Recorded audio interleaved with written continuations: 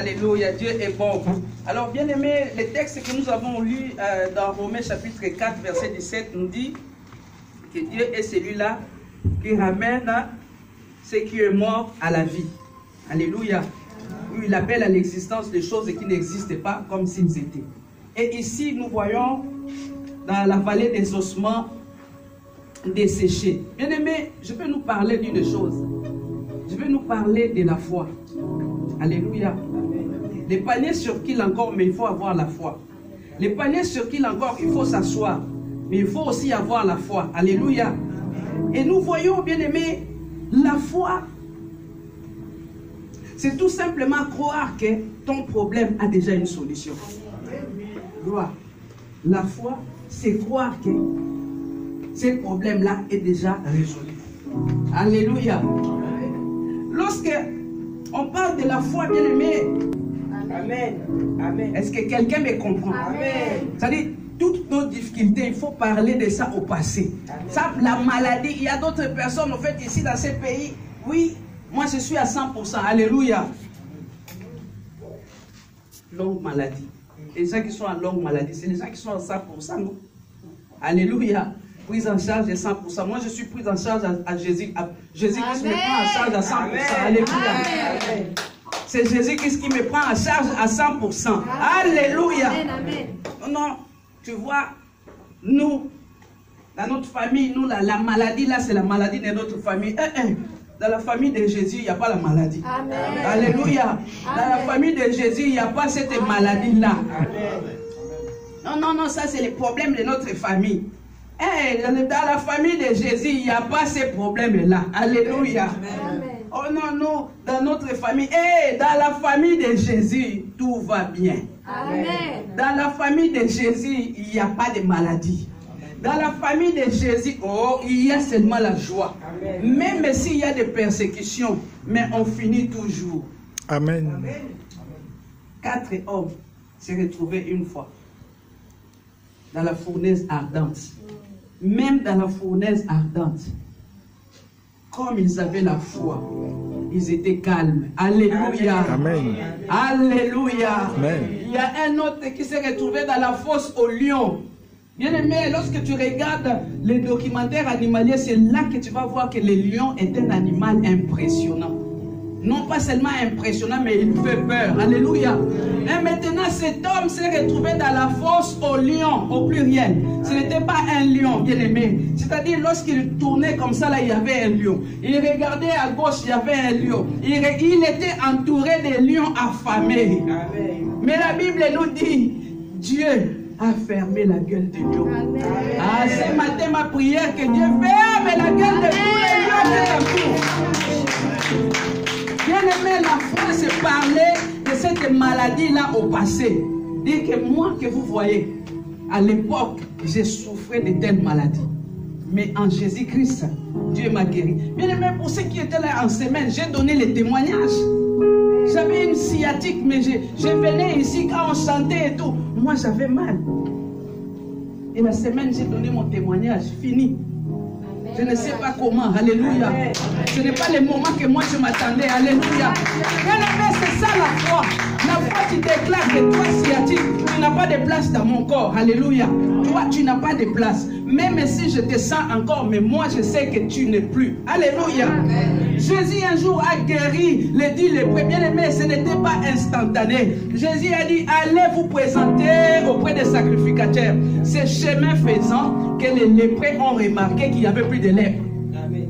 Alléluia. Amen. Sur les champs, quand Jésus a dit, allez voir les sacrificateurs, il y avait encore la lèpre. Mais chemin faisant, bien aimé, c'est ça les paniers sur qui encore. C'est-à-dire, je crois à ce que Jésus m'a dit. Alléluia. Amen. Je ne vais pas rester là, commencer à discuter, mais tu m'envoies, mais la lèpre est encore là. Non, tu m'as dit d'aller chez les sacrificateurs. Moi, je vais marcher, je vais aller voir les sacrificateurs. Alléluia. L'aveugle que Jésus a dit, va te laver au réservoir qu'on appelle Siloé. Alléluia. Amen. Il y a des miracles, bien aimés, qui peuvent être instantanés. Il y a des miracles qui peuvent survenir quand toi-même tu ne sais même pas. Amen. Tu vas te réveiller, c'est comme les jours. Qui a déjà vu comment la nuit tombe? Qui a déjà vu comment les jours se lèvent, bien-aimé? C'est un mystère. Tu dors, tu vois, il fait nuit. Et le matin, quand tu te réveilles, tu vois qu'il commence déjà à faire jour. Est-ce que tu as déjà vu comment les jours commencent à s'élever? Alléluia. Ah, j'ai dit, je parle à quelqu'un ce matin. C'est pour rebooster ta foi bien-aimée. C'est pour rebooster ta foi bien-aimée.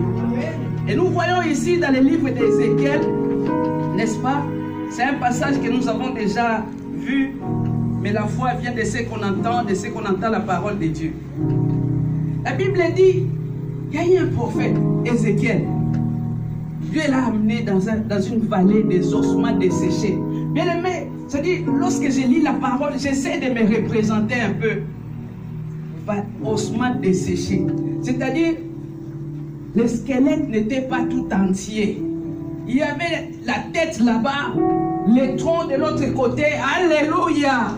Bon, maintenant, Ézéchiel s'est retrouvé là. Et Dieu lui demande, fils de l'homme, est-ce que tu crois que ces ossements peuvent revivre? Alléluia. La question que toi-même tu te poses, et Dieu te pose cette même question.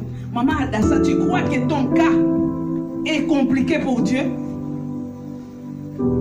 Ton cas peut être compliqué pour toi, mais ce n'est pas compliqué pour Dieu. Alléluia. Amen. Tout ce qui semble compliqué pour nous, pour Dieu, ce n'est pas compliqué. Ézéchiel a vu les ossements. C'est comme toi, bien-aimé. Ta vie, normalement, ce que tu vis, normalement, tu ne devais pas vivre ça. Tout simplement pourquoi? Ta tête est à l'ouest, tes membres inférieurs à l'est. Alléluia. Tes membres supérieurs à l'ouest. Alléluia.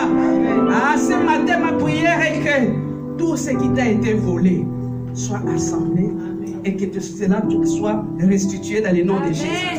Tu ne fais pas vivre ici et tout le temps tu fais des rêves, tu te retrouves au village. Tu ne peux pas vivre ici et tu fais des rêves comme quoi tu es en train de nager avec les requins. Alléluia. Alléluia. Dieu t'a pas créé poisson. Dieu t'a pas créé poisson. Tu ne peux pas être là et faire des cauchemars la nuit. Tu es en train de manger avec les vieillards. Les 24 vieillards se prosternent jour et nuit pour adorer l'Éternel. Alléluia. Les vieillards, ce n'est pas pour aller manger dans la forêt avec les vieillards. Tu fais des rêves comme ça. Réveille-toi, révolte-toi. Alléluia. Tu n'es pas marié, tu fais des rêves comme s'il y avait un homme à côté de toi ou une femme à côté de toi. Ce matin, tout ce qui était dispersé dans ta vie reprenne place. Amen. Ta vie est dispersée, alléluia. La tête là-bas. Oh. Tu fais des rêves, tu te retrouves toujours au village. Tu te retrouves toujours dans l'ancienne maison familiale qui a déjà été vendue depuis. Alléluia. Il faut refuser ce genre de rêves. Alléluia. Moi, je fais des rêves, des fois, je vois les résidents en train de parler avec des résidents. Il y a des jours aussi, je faisais des rêves, comme je viens de dire, mais c'est parti par la prière.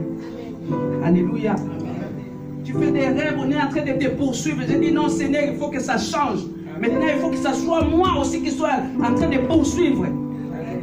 Alléluia. Amen. Je ne dois rien à personne. Si je te dois quelque chose, viens la journée. Ne viens pas la nuit. Qu'est-ce que tu vas me réclamer la nuit? Il me fit passer auprès d'eux tout autour, et voici, ils étaient fort nombreux à la surface de la vallée, et ils étaient complètement secs. Ils étaient complètement secs. C'est comme ta situation. Tu vois que ta situation, c'est désespérant. Pour toi, tu te dis que c'est fini. Gloire, ce n'est pas encore fini. Amen. Tant que Dieu n'a pas encore dit son dernier mot, ce n'est pas encore fini. Amen. Alléluia. Amen. Sarah croyait que c'était fini. Elle était ménopausée. Mais parce que celui qui fait la promesse est fidèle. Bien aimé, bien que Sarah a eu son fils dans la vieillesse, mais elle a eu quand même le temps d'élever son fils. Amen. Alléluia. Amen. À partir de cette bénédiction, ça a rallongé la vie de Sarah. Amen. Alléluia. Amen. Ta bénédiction va rallonger ta vie. Tu ne vas pas mourir, Irma Olivia. Tu vas voir la joie de tes enfants. Tu vas porter tes petits-enfants. Cela va rallonger ta vie. Alléluia. Sarah disait, mais à 90 ans, je vais mourir peut-être à 100 ans. Ou à 4, je vais laisser mon Isaac 5 ans. Non, non, non. Alléluia. Et Abraham est allé même jusqu'à marier Isaac. J'ai dit, je parle à quelqu'un. Cette bénédiction-là va retarder ta mort. Alléluia.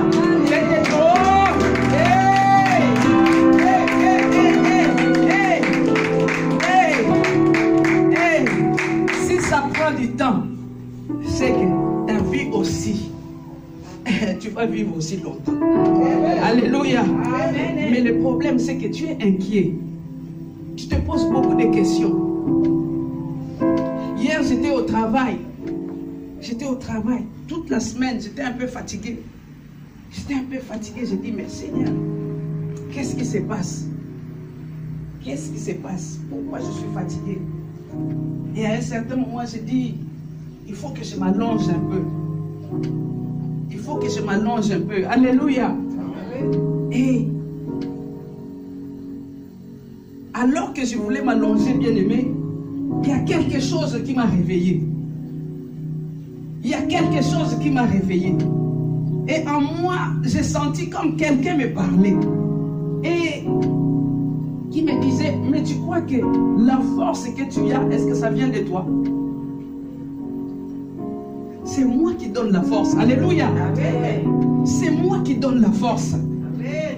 Alléluia. Amen. Vous savez, Dieu est mystérieux. C'est moi qui donne la force. Et moi-même, j'ai commencé à me dire, j'ai dit oui, c'est vrai que c'est Dieu qui donne la force. Ce matin, quand tu t'es réveillé, est-ce que tu as fourni un effort? Est-ce que tu t'es débattu pour te réveiller? Est-ce que tu as commencé par couper les chaînes? Tu dis non, il faut que je me délie pour sortir de mon lit. Non. C'est Dieu qui donne la force. Alléluia. C'est Dieu qui donne la force. Alors arrête de t'inquiéter. Il y a le mot inquiétude. J'insiste sur le mot inquiétude.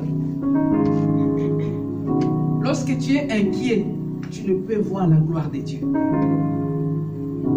Alléluia. Lorsque tu es inquiet, tu vas commencer à avoir peur même de ton propre ombre. Parce que tu vas voir ton ombre et tu vas dire ça c'est un fantôme. Alléluia. Tu vas dire voilà, c'est ce que je disais. C'est un fantôme. Parce que tu es inquiet. Dès que le téléphone sonne, c'est une mauvaise nouvelle. Alléluia. Amen. Arrête l'inquiétude, bien-aimé.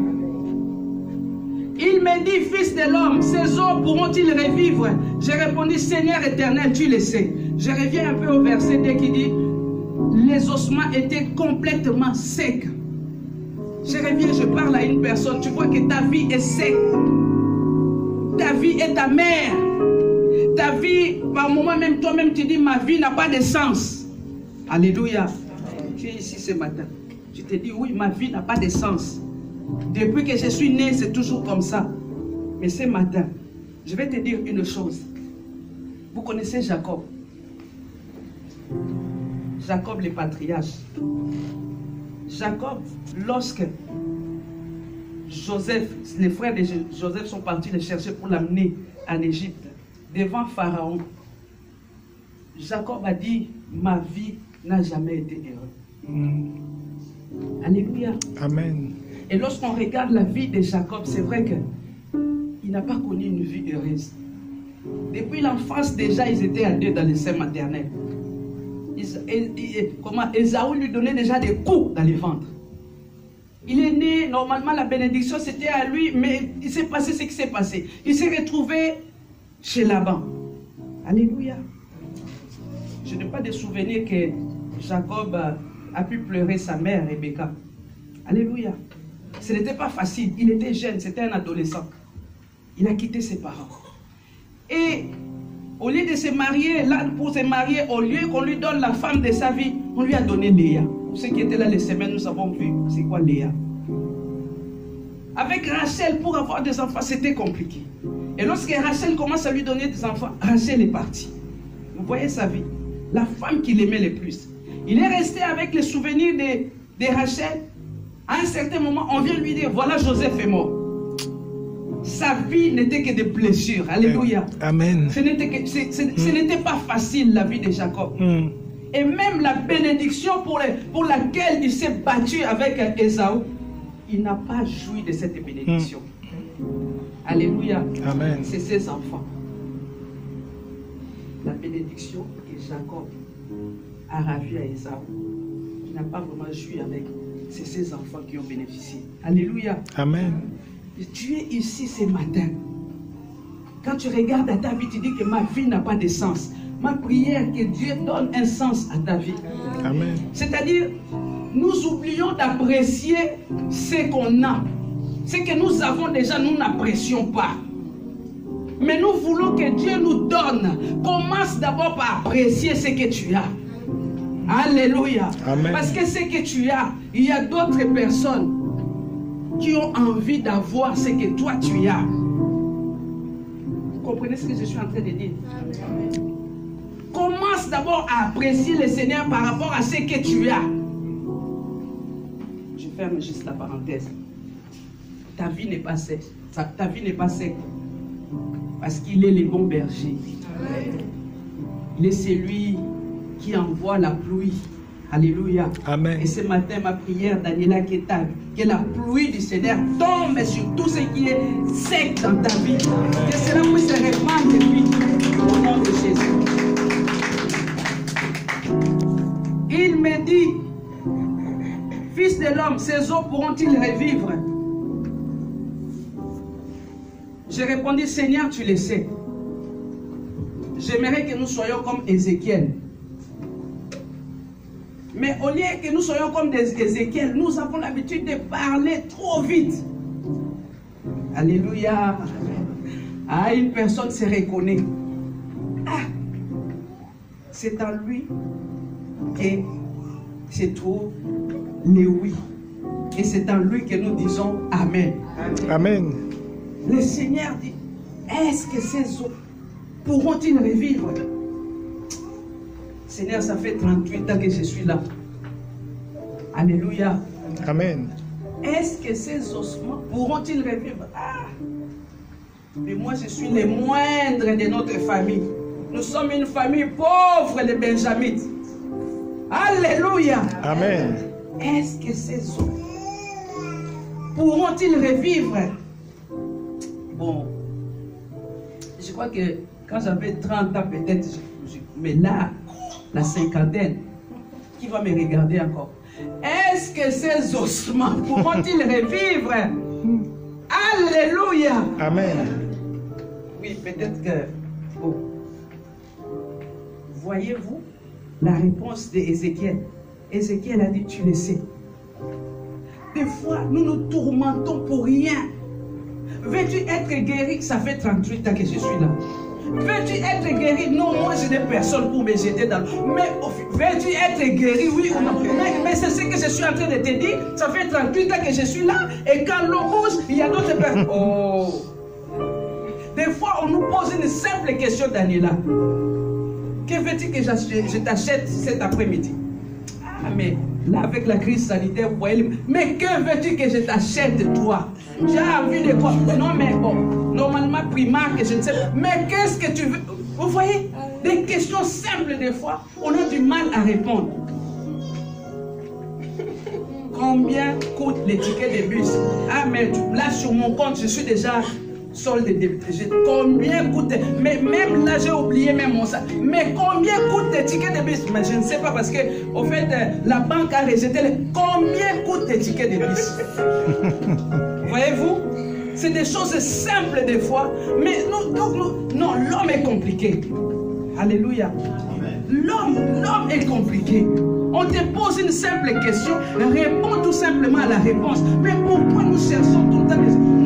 Non, mais tu vois, non, à l'époque, il y avait un magasin qui était... Mais le magasin est fermé. Non, oh.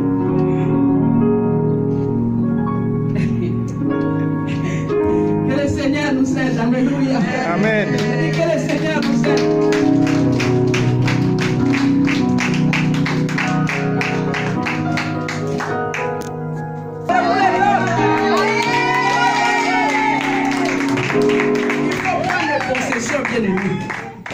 alliance supérieure. Amen. Entre dans cette alliance-là. Mes pieds ont déjà foulé. Dieu n'est pas un menteur. Ce qu'il dit, ça finit toujours par s'accomplir. C'est nous qui sommes compliqués, bien-aimés. Alléluia. Des fois, c'est des choses simples, mais tu vas chercher à te compliquer. Il me dit, prophétise sur ces eaux et dis-leur, ossements desséchés, écoutez la parole de l'Éternel. Écoutez la parole de l'Éternel. Ce n'est pas la parole de Daniela, mais écoutez la parole de l'Éternel. Parce que lorsque nous prions, nous faisons des déclarations. Tu ne déclares pas avec ta parole, mais tu déclares avec la parole de l'Éternel. Alors tu vas te lever et tu vas commencer à parler à cette situation. Écoutez la parole de l'Éternel. Je t'ordonne, écoute la parole de l'Éternel. Toi maladie, toi qui veux m'emporter avant mon temps, écoute la parole de l'Éternel. Toi pauvreté, toi qui veux m'amener à l'humiliation, écoute la parole de l'Éternel. Bien-aimé, je sais de quoi je parle. À un certain moment, on a eu un problème, bien-aimé. Il fallait qu'on quitte la maison où on occupait. Parce que le propriétaire a vendu sa maison. Il nous a donné un préavis, bien-aimé. Préavis de 3 mois. Et j'ai cherché. On a cherché partout. On a cherché, on ne trouvait pas. Non. Dieu ne vient jamais en retard ni en avance, mais il vient au bon moment. Bien aimé, la date limite c'était, je crois, le 21, on devait libérer la maison. Le 21. On a signé les nouveaux bails, les 20.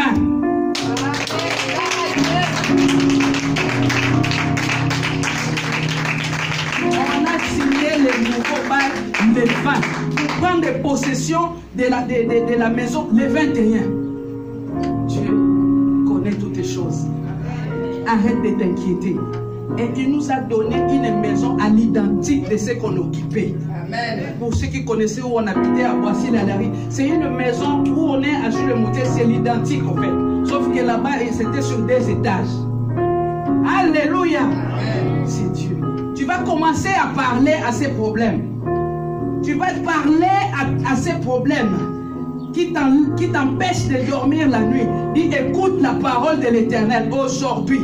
Aujourd'hui, tu dois libérer ma vie. Aujourd'hui, je récupère tout ce qui est à moi. Ta tête qui était à l'ouest, dit, ma tête revient ici. Bien aimé, avoir la tête à l'ouest, c'est tout simplement être instable. Tu es instable. Tu ne sais pas te positionner. Tu ne sais pas quoi faire, bien aimé. Ce matin, parle de la part de l'Éternel. Dis, hé, instabilité. Instabilité, écoute. Écoute la parole de l'Éternel. Remets-moi mes diplômes. Remets-moi mon intelligence. Remets-moi mon identité. Ah, commence à prier dans le nom de Jésus. Commence à parler. Dans le nom de Jésus.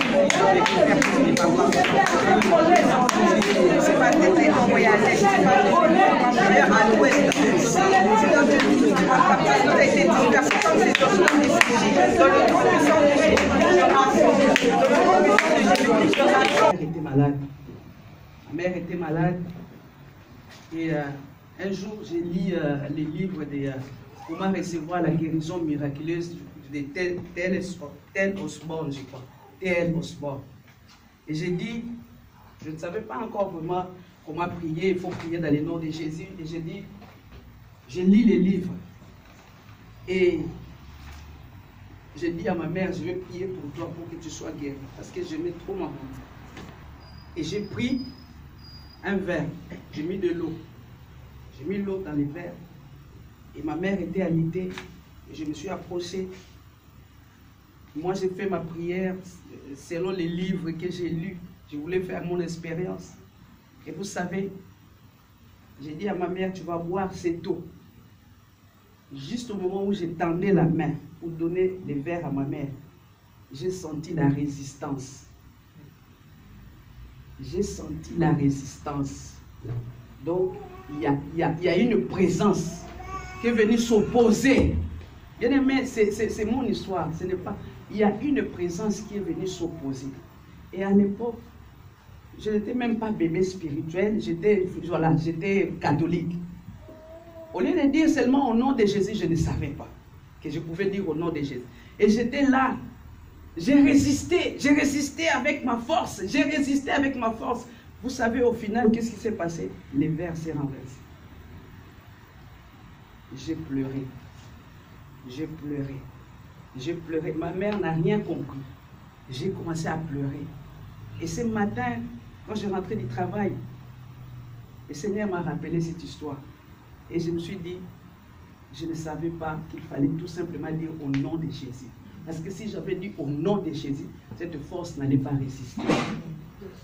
Alors ce matin, si tu as mal quelque part, sinon à ma parole, j'ai dit, je parle de la part du Seigneur.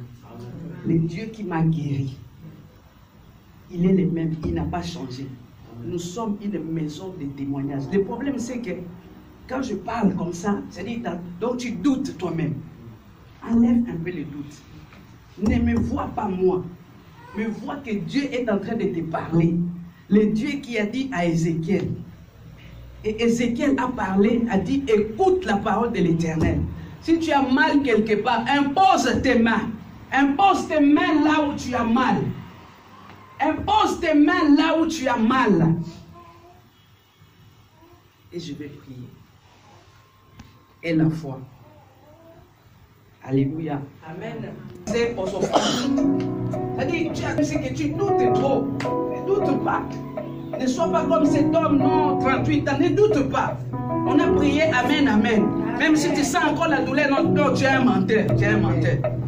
La Bible dit que tout soit comme des menteurs. Que Dieu seul soit reconnu vrai.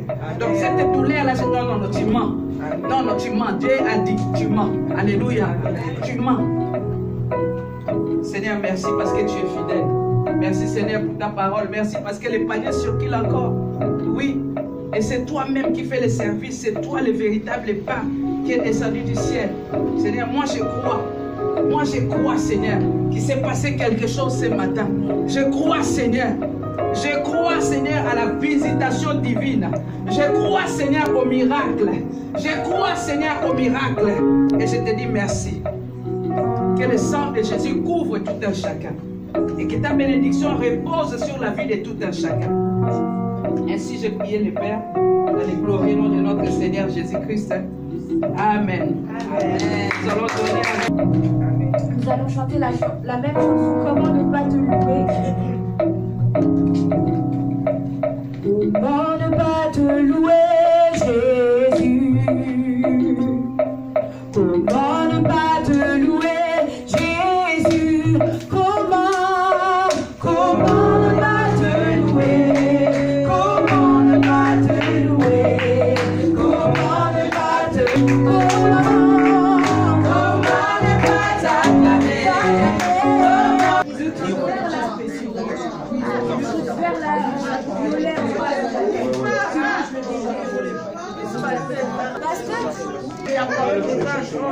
Il y a